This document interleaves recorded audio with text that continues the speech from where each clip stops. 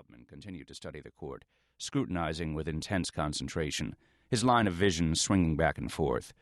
Too bad no one was playing. "Henry, you want to take a guess?" Henry ignored them. Nothing new there. "Liberace only appeared in that one episode," Wynn repeated, his nose in the air. Myron made a soft buzzing sound. "Sorry, that answer is incorrect. What do we have for our player, Don?" "Well, Myron, Windsor gets the home version of our game plus a year's supply of turtle wax. And thank you for playing our game." Wynn was unmoved. "Liberace only appeared in that one episode. That's your new mantra? Until you prove otherwise." Wynn, full name Windsor Horn Lockwood III, steepled his manicured fingers. He did that a lot, steepling. Steepling fit him. Wynn looked like his name, the poster boy for the quintessential WASP. Everything about his appearance reeked arrogance, elitism, town and country parties page, debutantes dressed in monogrammed sweaters and pearls with names like Babs, dry martinis at the clubhouse, stuffy old money. His fine blonde hair, his pretty boy patrician face, his lily-white complexion, his snotty Exeter accent. Except in Wynn's case, some sort of chromosomal abnormality had slipped through the generations of careful breeding. In some ways, Wynn was exactly what he appeared to be, but in many more ways, sometimes very frightening ways, Wynn was not.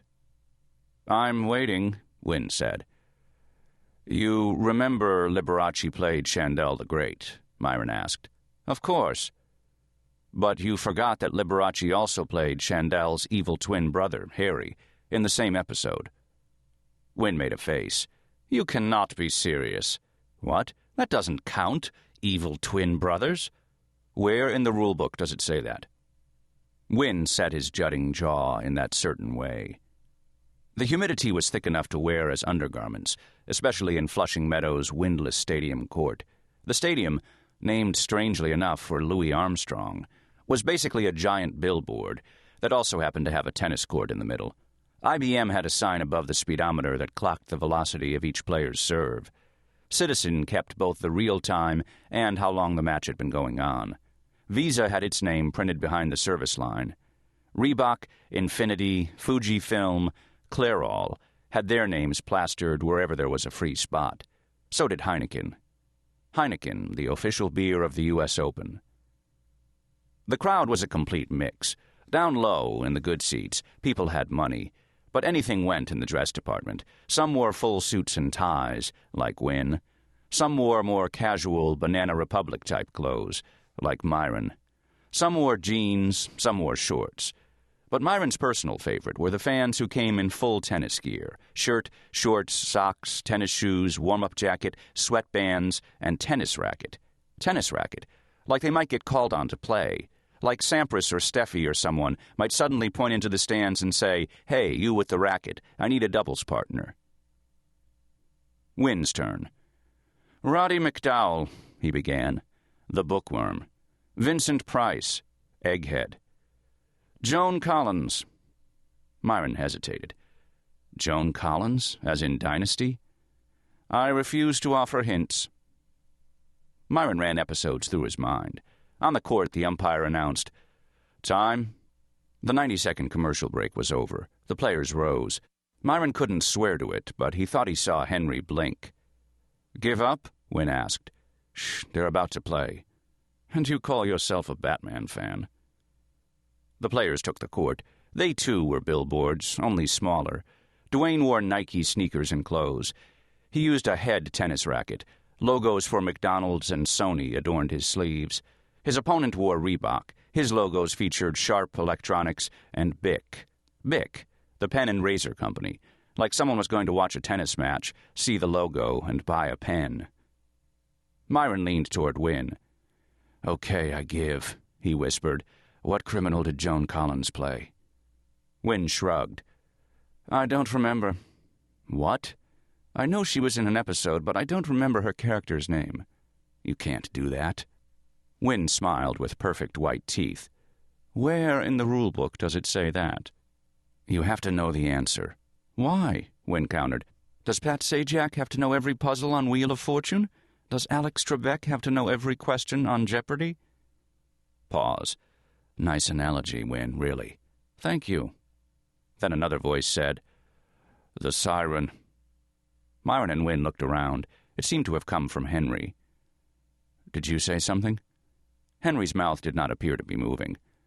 The siren, he repeated, his eyes still pasted to the cord. Joan Collins played the siren on Batman. Myron and Wynn exchanged a glance. Nobody likes a know-it-all, Henry. Henry's mouth might have moved. Might have been a smile. On the court, Duane opened the game with an ace that nearly bore a hole through a ball boy. The IBM speedometer clocked it at 128 miles per hour. Myron shook his head in disbelief. So did Ivan What's-His-Name. Duane was lining up for the second point when Myron's cellular phone rang. Myron quickly picked it up. He was not the only person in the stands who was talking on a cellular phone. He was, however, the only one in the front row. Myron was about to disconnect the power when he realized it might be Jessica. Jessica, just the thought quickened his pulse a little. Hello? It's not Jessica. It was Esperanza, his associate. I didn't think it was. Right, she said. You always sound like a whimpering puppy when you answer the phone. Myron gripped the receiver. The match continued without interruption, but sour faces spun to seek out the origin of the offending ring. What do you want? He whispered. I'm in the stadium. I know. Bet you look like a pretentious asshole talking on his cellular phone at the match. Now that she mentioned it. The sour faces were glaring daggers now. In their eyes, Myron had committed an unpardonable sin, like molesting a child, or using the salad fork on the entree. What do you want? They're showing you on TV right now. Jesus, it's true. What? The TV does make you look heavier. What do you want? Nothing much. I thought you might want to know I got you a meeting with Eddie Crane. You're kidding. Eddie Crane, one of the hottest tennis juniors in the country. He was seeing only the big four agencies, ICM, True Pro, Advantage International, ProServe. No joke. Meet him and his parents by court 16 after Duane's match. I love you, you know. Then pay me more, she said. Duane hit a cross-court forehand winner. 30 love. Anything else? Myron asked. Nothing important. Valerie Simpson. She's called 3 times. What did she want? She wouldn't say, but the Ice Queen sounded ruffled. Don't call her that. Yeah, whatever. Myron hung up. Wynn looked at him. Problem? Valerie Simpson, a weird, albeit sad case. The former tennis wunderkind had visited Myron's office 2 days ago, looking for someone, anyone, to represent her. I don't think so. Duane was up 40 love, triple match point. Bud Collins, tennis columnist extraordinaire, was already waiting in the gangway for the post-match interview. Bud's pants, always a Technicolor fashion risk, were particularly hideous today. Duane took 2 balls from the ball boy and approached the line. Duane was a rare commodity in tennis, a black man, not from India or Africa or even France. Duane was from New York City. Unlike just about every other player on the tour, Duane had not spent his life preparing for this moment. He hadn't been pushed by ambitious, carpooling parents. He hadn't worked with the world's top coaches in Florida or California since he was old enough to hold a racket. Duane was on the opposite end of the spectrum, a street kid who had run away at age 15 and somehow survived on his own. He had learned tennis from the public courts, hanging around all day and challenging anyone who could hold a racket. He was on the verge of winning his first Grand Slam match when the gunshot sounded. The sound had been muffled, coming from outside the stadium. Most people did not panic, assuming the sound had come from a firecracker or car backfire. But Myron and Wynn had heard the sound too often. They were up and moving before the screams. Inside the stadium, the crowd began to mumble. More screams ensued, loud, hysterical screams. The court umpire, in his infinite wisdom, impatiently shouted, "Quiet, please," into his microphone. Myron and Wynn sprinted up the metallic stairway. They leaped over the white chain, put out by the ushers so that no one could enter or leave the court until the players switched sides, and ran outside. A small crowd was beginning to gather in what was generously dubbed the food court. With a lot of work and patience, the food court hoped to one day reach the gastronomic levels of, say, its mall brethren.